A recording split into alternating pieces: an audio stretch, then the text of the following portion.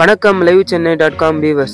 நாம இந்த வீடியோவில் திருவள்ளூர் மாவட்டத்தில் சுற்றி பார்க்க வேண்டிய சில முக்கியமான சுற்றுலா இடங்களை பற்றி தான் பார்க்க போறோம்.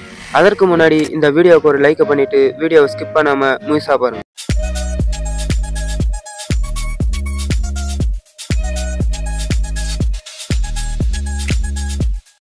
ஏழாவது இடத்தில் உள்ள இடம் ஸ்ரீ வைத்தீஸ்வரன் திருக்கோயில் பூந்தமல்லி. பூந்தமல்லியில் அமைந்துள்ள இந்த பழமையான சிவன் கோயில் நோய்களை குணப்படுத்தும் வைத்தீஸ்வரனாக வழிபடப்படுகிறது. உடல்நல குறைபாடுகள் உள்ளவர்கள் இங்கு வந்து பிரார்த்தனை செய்து நலம் பெறுவதாக நம்பிக்கை உள்ளது. ஆறாவது இடத்தில் உள்ள இடம் திருவேற்காடு தேவி கருமாரியம்மன் கோயில். இந்த கோயில் சென்னைக்கு அருகில் உள்ள திருவேற்காட்டில் அமைந்துள்ளது. இங்குள்ள தேவி கருமாரியம்மன் மிகவும் சக்தி வாய்ந்தவராக கருதப்படுகிறார். இந்த கோயிலானது பக்தர்களால் மிகவும் வழிபடப்படுகிறது. ஐந்தாவது இடத்தில் உள்ள இடம் ஸ்ரீ விஸ்வரூப பஞ்சமுக ஆஞ்சநேயர் சுவாமி திருக்கோவில்.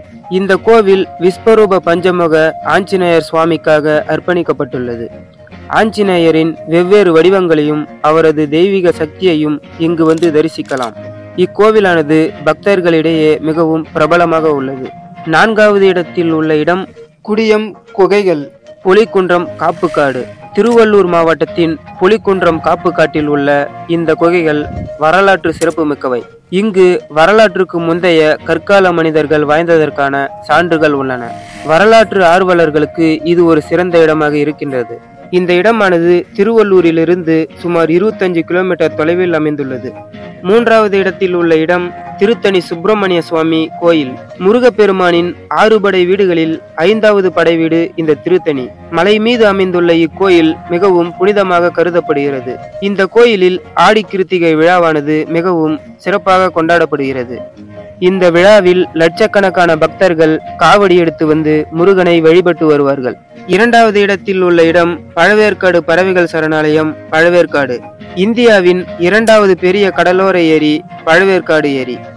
இந்த ஏரி வங்கக்கடல் மற்றும் பக்கிங்காம் கால்வாய் ஆகியவற்றுடன் கலக்கும் ஒரு அரிய இடமாக உள்ளது. இங்குள்ள பறவைகள் சரணாலயத்தில் பல வகையான வெளிநாட்டு பறவைகளை காணலாம். குறிப்பாக கொக்கு, கடல் நாரை, கூழைக்கடா போன்ற நீர்வாழ் பறவைகள் இங்கு அதிகம் காண முடியும்.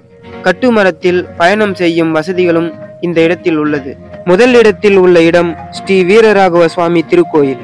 இக்கோவிலானது திருவள்ளூரில் உள்ள மிகவும் பிரபலமான மற்றும் பழமையான கோயில்களில் ஒன்றாகும். இங்குள்ள மூலவர் வீரராகவ பெருமாள். இக்கோவிலானது மகாபாரத காலத்தில் இருந்ததாக கூறப்படுகிறது. இங்குள்ள புஷ்பகரணி என்கிற குளம் ருத்தாபநாசினி என்று அழைக்கப்படுகிறது. மேலும் இக்குளத்தில் நீராடினால் பாவங்கள் நீங்கும் என்பது ஐதீகமாக உள்ளது.